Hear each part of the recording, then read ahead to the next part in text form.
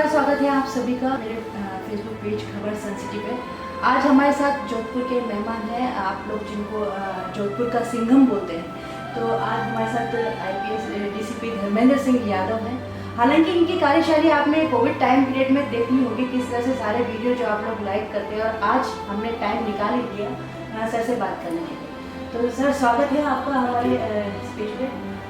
हम लोग आज जानना चाहेंगे आपके बारे में कि आपकी कार्यशैली पूरा जोधपुर जानता है, जिस तरह से आप एक्टिव होके काम करते हैं। और जैसा अभी जो कोरोना का काल चला है, कोविड पीरियड के टाइम में हमने देखा सबको सुबह से रात तक लगातार काम करते हुए सारे वीडियोस लोगों ने बहुत लाइक किए हैं। तो मैं शुरुआत वहीं से करूँगी कि उस टाइम पीरियड में आपके लिए क्या ऐसा चैलेंजेबल रहा था कि वो चीज़ नहीं थी और आपने उसको बहुत ही गंभीरता से लेकर कार्य किया था। तो अपने दर्शकों को बताया कि वो टाइम पीरियड आपके लिए कैसा रहा। तो ये पूरे पुलिस डिपार्टमेंट के लिए ये एक नया अनुभव था। जनरली डिजास्टर मैनेजमेंट में हम लोग, कोई बिल्डिंग गिरता है या कोई बाढ़ आती है, इस तरह का डिजास्टर मैनेजमेंट में हम लोग फर्स्ट रिस्पॉन्डर होते हैं। बट क्योंकि इसे मैं डिजास्टर मैनेजमेंट से इससे जोड़ रहा हूँ क्योंकि इसमें पूरा जो कार्य है प्रशासन वो डिजास्टर मैनेजमेंट एक्ट के तहत कर रहा है। तो इसमें पूरा का पूरा मैनेजमेंट जो है वो फुल टाइम, जनरली हम लोग फर्स्ट रिस्पॉन्डर होते हैं अदर डिजास्टर में। कोई आग लग गई, बिल्डिंग गिर गया, बाढ़ आ गई, और फिर SDRF उसको टेक ओवर करके स्पेशलाइज्ड एजेंसी की तरह कार्य करता है। बट इस केस में आई थिंक SDRF ना NDRF या पुलिस किसी के पास एक्सपीरियंस नहीं था कि इस पर्टिकुलर डिजास्टर में हमने रिस्पॉन्ड कैसे करना है। तो पूरा जो रिस्पॉन्सिबिलिटी था, यूनिफॉर्म फोर्स का प्रशासन अपना कार्य कर रहा था, नगर निगम अपना कार्य कर रही थी, और मेडिकल विभाग अपना, और पुलिस का अपना एक रोल था।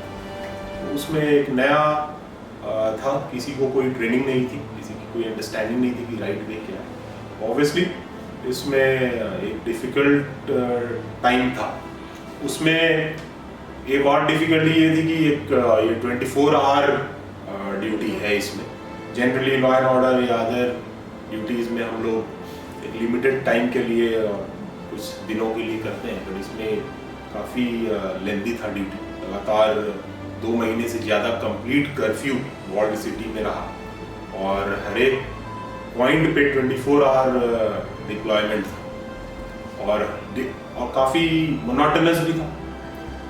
नाके पे जो स्टाफ डिप्लॉयड थे उनके लिए और ज़्यादा डिफिकल्ट इसलिए था क्योंकि आप डे इन डे आउट हर एक लोगों से जिरा करते हैं, कहाँ जा रहे हो, क्या क्यों जा रहे हो, हर एक कोई अपना लॉजिक देना चाहता है। उनके लिए जो नाके पे जो भी स्टाफ थे उनके लिए बहुत टायरिंग था, काफ़ी टायरिंग, क्योंकि आप एक एक व्यक्ति को आपको चेक करना है और कारण पूछना है, और अगर जायज़ कारण है तो आप अलाउ करते हैं, अगर जायज़ नहीं है तो फिर आप कार्रवाई करते हैं, नहीं जाने देते। तो ये सारे चैलेंजेस डेफिनेटली थे। जोधपुर की जनता ने आपको कितना सहयोग किया, इसके बारे में क्या कहना चाहिए, क्योंकि ऐसा काल था जिसमें एक बड़ी चुनौती आपके सामने थी। तो जोधपुर की जनता का सपोर्ट आपको कितना मिला? काफ़ी मिला। जहाँ भी हम लोग गए देखा कि लोगों ने, जो हमने गाइडलाइंस की बात की उसकी पालना काफ़ी अच्छे से की कर्फ्यू के दौरान, और जिन लोगों को सहायता की ज़रूरत थी उनको भी भामाशाहों ने काफ़ी मदद की। पुलिस को भी काफ़ी लोगों ने आकर सैनिटाइज़र, किसी ने मास्क, किसी ने ग्लव्स, किसी ने छतरी, किसी ने तालियों से उत्साह बढ़ाया। तो लगातार जनता का सहयोग बहुत रहा। जब दिन रात की ड्यूटी होती थी और पीक समर भी था, तो जनता जब भी पुलिस को देखती थी तो तालियों से स्वागत करती थी। तो इससे काफ़ी उत्साह बना रहा पुलिस का। तो मैं तो कहूँगा कि काफ़ी अच्छा सपोर्ट रहा। नॉर्मली जो पुलिस का एक्सपीरियंस होता है कि पुलिस को देख के लोग भागते हैं, डरते हैं, सहयोग करने से डरते हैं कि अरे भाई पुलिस का मामला है, कौन इसमें लगेगा। लेकिन इतनी संख्या में, लगभग हज़ारों की संख्या में लोग पुलिस मित्र बने, पुलिस मित्र बनकर भी सहायता किया। पहली बार वो माहौल था कि पुलिस को देख के लोग समझ रहे थे कि हमारी रिस्पॉन्सिबिलिटी है इनका सहयोग करना, और हर तरह से संसाधन, अपना समय देकर, पुलिस मित्र बनकर हर तरह से लोगों ने हमारी सहायता की। मतलब आप ये कह सकते हैं कि कोरोना काल में पुलिस और आम जनता के बीच की दूरी को मिटाया है। बिल्कुल सही। इससे पहले इतना क्लोज हम लोग कभी नहीं आए। एक कारण ये भी बन गया था कि हर तरह का जो सर्विस है, चाहे किसी को राशन की ज़रूरत है, दूध की ज़रूरत है, दवाइयों की ज़रूरत है, तो हर चीज़ का एक इंटरफेस पुलिस बन गया, क्योंकि कर्फ्यू में और कोई कहीं जा नहीं सकता। और पुलिस मित्र जो है सोसाइटी और पुलिस के बीच एक इंटरफेस बने, तो वो क्योंकि वो कर तो रहे थे हर तरह की सहायता, क्योंकि लेकिन वो पुलिस के द्वारा बनाए गए मित्र थे, तो वहाँ से काफ़ी गैप कम करने में हमें मदद मिली। तो लोगों को ये पहली बार एहसास हुआ कि पुलिस सिर्फ लॉ एनफोर्स करने के लिए या मुकदमा दर्ज करने के लिए नहीं है, पुलिस सर्विसेज भी ऐसे कठिन परिस्थितियों में जनता को दे रही है। तो इससे काफ़ी जनता का विश्वास जो है पुलिस पे बढ़ा है, काफ़ी नज़दीकी आई है। जब ये लॉकडाउन लगा था उस समय मैं महाराष्ट्र में थी और मैंने देखा था कि जैसे हालांकि सब जगह फ्रंट लाइन में पुलिस थी, लेकिन संक्रमण जो है वहाँ पुलिस वालों में ज़्यादा फैला था। तो ऐसा एक डर यहाँ पे भी ऐसा कुछ माहौल था डर का कि हम फ्रंट लाइन में काम कर रहे हैं और आप बाकी जो पुलिसकर्मी है उनको एक थोड़ा सा किस तरह से उस समय में संभाला आपने? ये बिल्कुल सही कह रहे हैं, ये भय जरूर था। पुलिस मुख्यालय से ये निर्देश आए थे कि जो 50 वर्ष से उम्र के जो पुलिस कांस्टेबल हैं उनकी हम लोग ड्यूटी का जो डिप्लॉयमेंट है इस तरह से करें कि उनका इंटरफेस मिनिमाइज हो। इसके अलावा पुलिस मुख्यालय और राज्य सरकार से भी कुछ वेलफेयर के फंड्स आए, जिसको हमने यूज़ किया। पुलिस कर्मियों को सैनिटाइज़र, ग्लव्स, मास्क प्रोवाइड करने में लोगों ने भी बहुत सहयोग किया। तो एक डर का माहौल था जब शुरू में हमारे पुलिसकर्मी कुछ जो संक्रमित हुए, तो वो एक अनसर्टेनिटी था सबके लिए। जब पहला केस आया पुलिस महकमे में तो हर एक पुलिसकर्मी के मन में यह भय था कि अब पता नहीं क्या होगा, लेकिन जैसे जैसे वो ठीक होते गए उनका हमने स्पेशल केयर किया।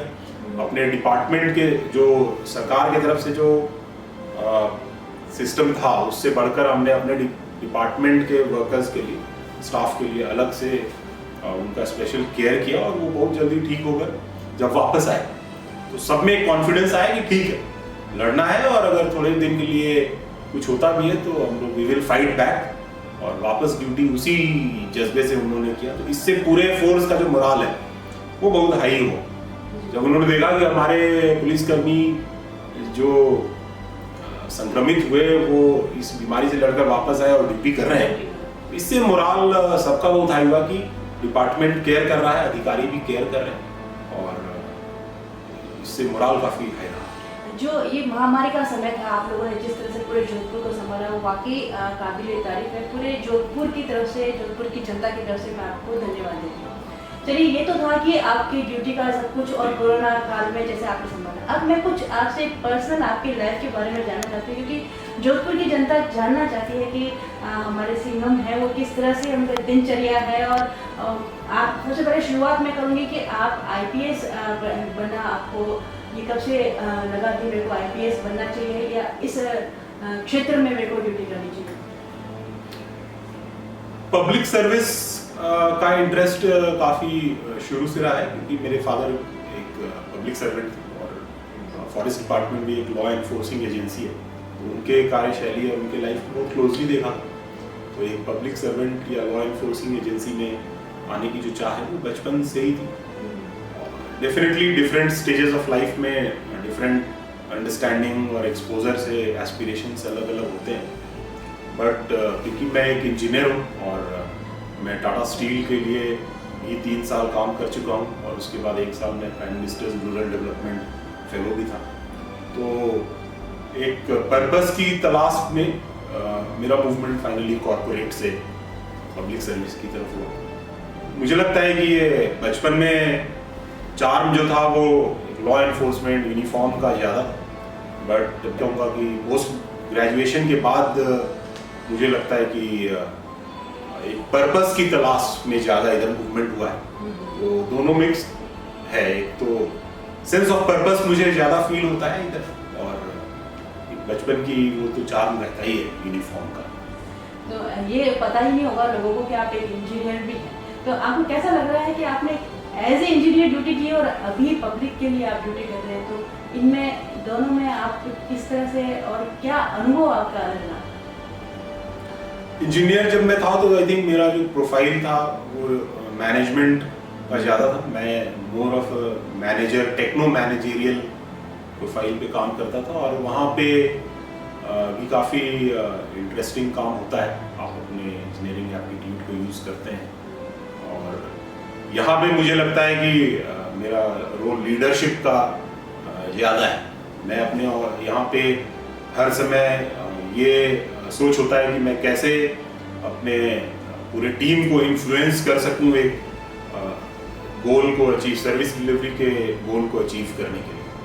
और वहाँ पे गोल होता है कि ऑर्गेनाइजेशन को मैं कैसे ज़्यादा से ज़्यादा प्रॉफिट दे सकूं। दोनों में कुछ चीज़ें कॉमन होती हैं कि आपको जो प्रोसेसेस हैं उसके इम्प्रूवमेंट में स्टडी करते हैं, एनालिसिस करते हैं, बट कहीं ना कहीं यहाँ पे रोल थोड़ा सा ज़्यादा बड़ा है।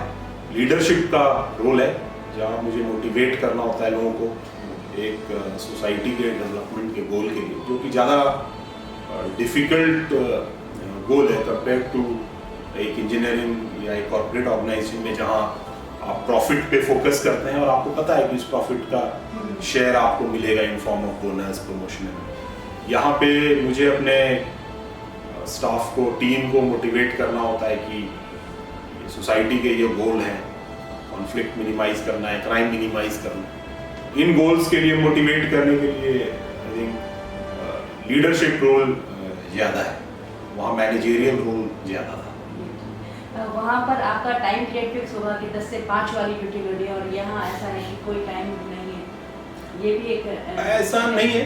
इंजीनियरिंग जो ऑर्गेनाइजेशंस हैं वहाँ भी, वो भी टाटा स्टील एक ऐसी कंपनी है जो 24 आवर्स काम करती है। कोई भी इंडस्ट्री आजकल 24 आवर्स वर्क करता है और आप का रेस्पॉन्स किसी भी इमरजेंसी वहाँ भी आते हैं अलग तरह का। यहाँ पुलिस में इमरजेंसीज जो है वो ऑब्वियसली लाइफ एंड डेथ का मैटर होता है।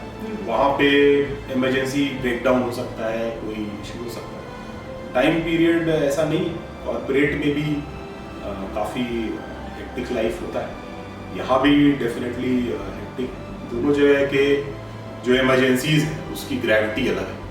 पुलिस में अगर कोई इमरजेंसी है तो वो लाइफ एंड डेथ से सीधे रिलेटेड होता है। यहाँ पे रिस्पॉन्सिबिलिटी वहाँ से कहीं ज़्यादा है, बट टाइम शेड्यूल मेरा मानना है कि दोनों जगह डिफिकल्ट रहती है। आईपीएस के रूप में आपको कितना कार्यकाल हो चुका है अब तक, कितने साल हो चुके हैं काम करते हुए? मैं 2014 बैच का IPS officer, including training around 6 years जो है। कहाँ आपकी ड्यूटी रही थी? मैं एज अ प्रोबेशनर मैंने अलवर में ट्रेनिंग की, उसके बाद भरतपुर में मैं एएसपी के रूप में कार्यरत रहा और कुछ समय के लिए मैं ADC to the governor of Rajasthan भी रहा और उसके बाद फिर 1.5 साल से यहाँ जोधपुर में डीसीपी ईस्ट। उन सब में जोधपुर कैसा लगा आपको? अभी राजस्थान में आपने 3 जगह जो गाड़ी किया है उसमें जोधपुर का क्या आपको लगता है कि यहाँ पर क्राइम रेट किस तरह से है और यहाँ क्या स्थिति है?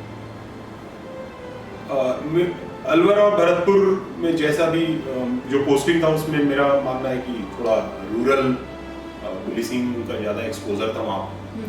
एक बड़ा शहर में जो अर्बन पुलिसिंग का जो एक्सपोजर होता है वो यहाँ मिला है। तो दोनों जगह डिफरेंट एक्सपीरियंस रहा है। बहुत इंपॉर्टेंट एक्सपीरियंस रहा है कि एक बड़ा सिटी जोधपुर राजस्थान का दूसरा बड़ा सिटी है, सिटी के अपने चैलेंजेस होते हैं या रेस्पॉन्स टाइम लोगों का जो होता है एक्सपेक्टेशन वो ज़्यादा रहता है। लोग पढ़े लिखे होते हैं, ज़्यादा अवेयर होते हैं, तो डिमांडिंग ज़्यादा होते हैं एंड हमसे भी रेस्पॉन्स ज़्यादा एक्सपेक्टेड होता है। तो और काफ़ी लेट नाइट तक सिटी एक्टिव रहता है। पुलिस का शिफ्ट भी काफ़ी लंबा हो जाता है सिटी में। बहुत सारे डिफरेंट एक्सपीरियंसेस हैं।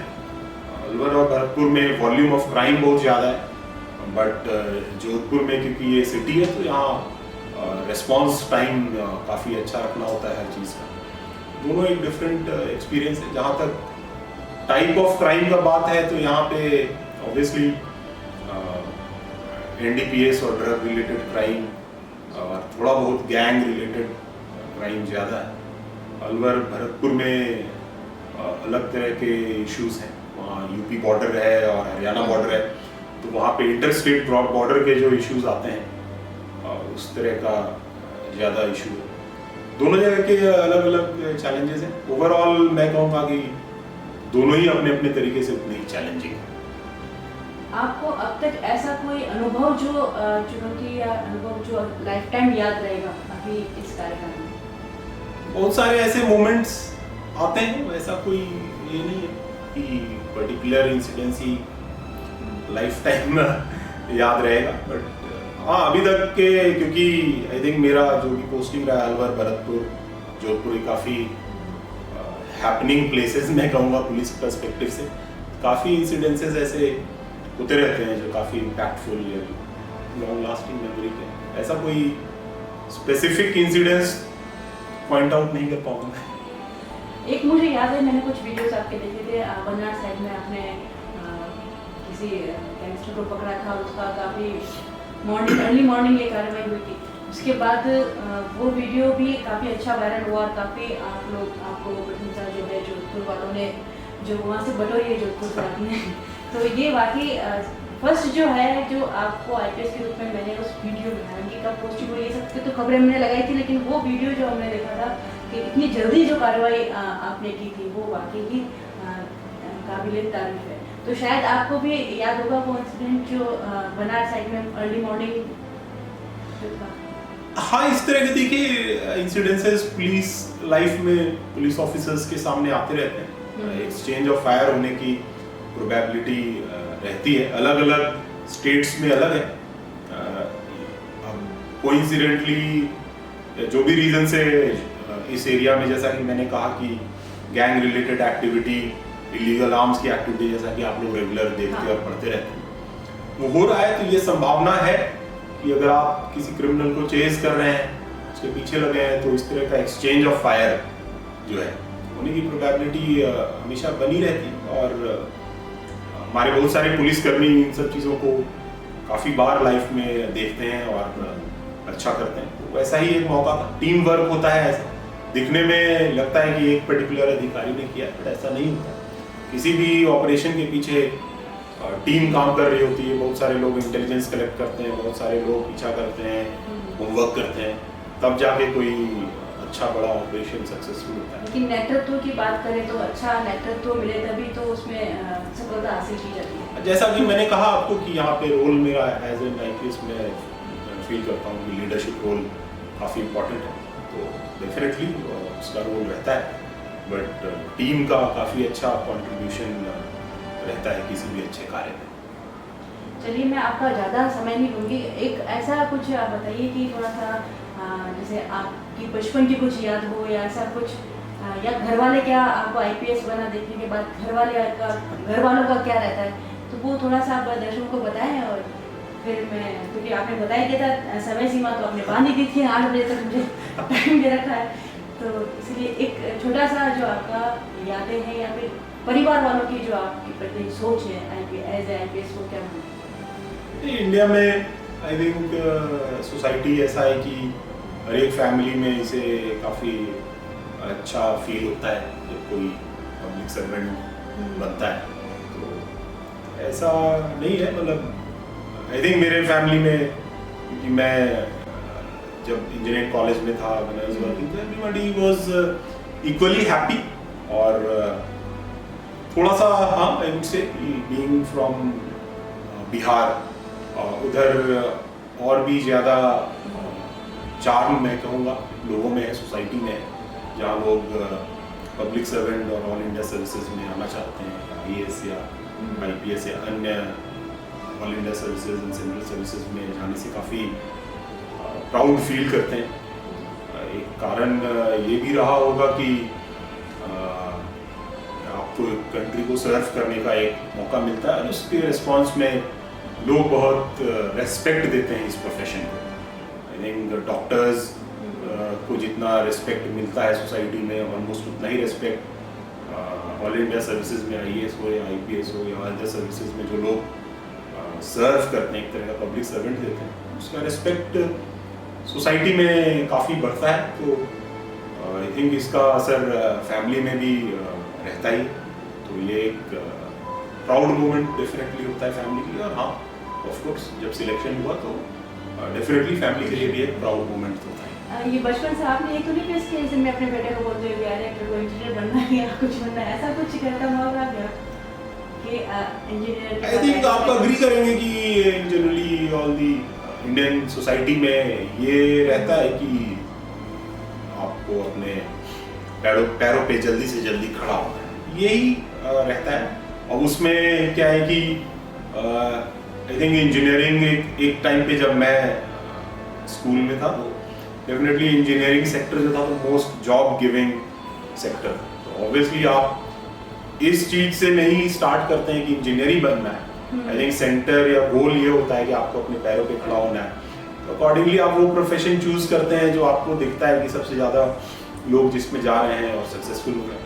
तो वो एक दौर था 2000 में, आई थिंक इंडिया में वो IT बूम कहते हैं आया उस अराउंड, और उसी अराउंड मैं स्कूल में था। तो इन सब चीज़ों का इन्फ्लुएंस काफ़ी था मुझ पर उस समय का जो सिनेरियो था, तो उस हिसाब से था। ऐसा कभी नहीं था कि यही बनना है, रिजिड इश्यूज नहीं थे रिजिडिटी के कि यही बनना है। वो आई थिंक मोर इम्पोर्टेंट ये था कि अपने पैरों पे खड़ा होना है, और उसके हिसाब से ये सर्कमस्टेंसेस ऐसे थे कि आई चूज इंजीनियरिंग और देन सिविल सर्विसेज का आपको पता है। तो मेरे को नहीं लगता है कि ऐसा कभी था कि यही बनना है। हाँ, ये ज़रूर एक माहौल तो रहता ही है इंडियन सोसाइटी में कि आप जल्दी से जल्दी अपने पैरों पे खड़ा होना चाहते हैं। चलिए, जोधपुर की जनता को आप एक संदेश अच्छा सा जो भी देना चाहते हैं वो आप दे दीजिए। सोशल मीडिया और मीडिया के माध्यम से जोधपुर के जनता से लगातार मेरा संपर्क बना रहता है। कोविड के दौरान और भी ज़्यादा रहा है, क्योंकि इसमें हमारी जो कम्युनिटी रिलेटेड मीटिंग्स होती हैं, मिलना जुलना होता है, दूरियां उस सेंस में बढ़ गया है, इसलिए डिजिटल वे में आप लोगों से हम लोग लगातार संपर्क में रहते हैं। सोशल मीडिया के थ्रू फीडबैक भी आता है।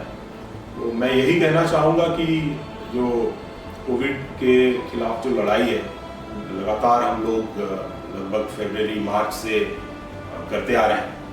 आप लोग भी थक गए होंगे, इरिटेट हो गए होंगे, और डिपार्टमेंट और प्रशासन भी लगातार उस कार्य को करते करते एक मोनोटोनिसिटी जो है वो फील करता है। लेकिन हमें ये समझना है कि ये एक लैंडमार्क इवेंट है ह्यूमन हिस्ट्री में, तो आसानी से तो जीत मिलेगा नहीं।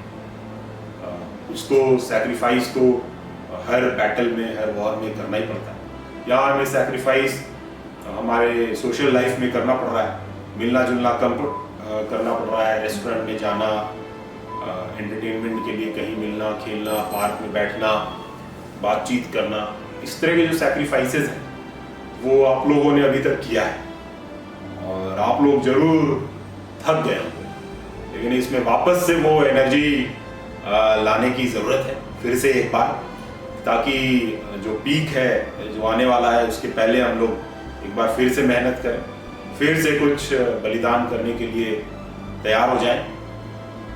मिलना जुलना जो भी है, जो अनावश्यक है, उसको कम करें। कोई ऐसे जगह पे जाकर भीड़ करना, आयोजन करना, सामाजिक आयोजन में भाग लेना, इन सब चीज़ों से हमें बचना होगा। वापस से एक बार कमर कसना होगा। जो थकान है आशा करता हूँ कि कुछ दिनों में दूर हो गया होगा। एक बार फिर से कोविड की जंग में हमें कमर कस के मजबूती से आगे आना होगा और संकल्प लेना होगा जो गाइडलाइंस है उसे पूरी तरह से पालना करें। अभी पहले आप लोगों ने शुरू में मास्क की डिमांड की, इतना मास्क का डिमांड किया कोविड के समय की ब्लैक मार्केटिंग हो गई। सुना होगा कि मास्क कम हो गए, हैंड सैनिटाइजर्स कम हो गए, लेकिन आज वो स्थिति है कि अब मास्क का जो परसेप्शन है वो हेलमेट की तरह हो गया है कि पुलिस को देख के हेलमेट लगाना है, उस तरह पुलिस को देख के मास्क लगाना है। तो आप वो दिन याद करिए जब आप लोग मास्क के लिए तड़प रहे थे कि अरे कहीं मास्क नहीं कम हो जाए। लोग हर जगह मास्क लगा के घूम रहे थे जब शुरुआत हुआ था, लेकिन अब क्योंकि मास्क अवेलेबल है तो इसको हम लोग हेलमेट की तरह कर रहे हैं। तो ये पुलिस दिखेगी तो वहाँ नाकाबंदी हो रहा है तो हेलमेट लगा लिया। ऐसे नहीं होगा। जो जज्बा शुरू में था अपने प्रोटेक्शन के लिए, सैनिटाइजर कैरी करना है, हाथ धोना है, मास्क लगाना है, वो जज्बा वापस लाने की जरूरत है। फिर से कमर कसने की जरूरत है, क्योंकि ये अभी लड़ाई जो है भी चलेगी। तो यही कहना चाहूँगा मैं जोधपुर वासियों से। बिल्कुल उनका कहने का मतलब यही है कि हर व्यक्ति अगर ये ठान ले कि मेरी जिम्मेदारी मेरी ही है तो सुरक्षा बनी रहेगी। तो बिल्कुल आपसे विदा लेते हैं। धन्यवाद पूरी जोधपुर की जनता की तरफ से, मैं आपको शुक्रिया फिर से क्योंकि इतना कोविड काल में जिस तरह से आपने पूरे प्रशासन भी देखा जाए, आपका विभाग देखा जाए, जिस तरह से कार्य किया है, तो उसको देखते हुए सभी जोधपुर की जनता की तरफ से और साथ साथ खबर सन सिटी के सारे जो हमारे फॉलोअर्स हैं उनकी तरफ से आपको बहुत बहुत धन्यवाद, क्योंकि काफ़ी समय से वो डिमांड कर रहे थे कि मैं आपसे बात करूं और आपका एक छोटा इंटरव्यू उन लोगों के लिए पेश करूं। तो आज आखिर वो घड़ी आ ही गई है और आप ज़रूर वीडियो देखिए, शेयर करिए और आप इनका ये जो बात है वो आप उनको फॉलो करिए और बात मानिए।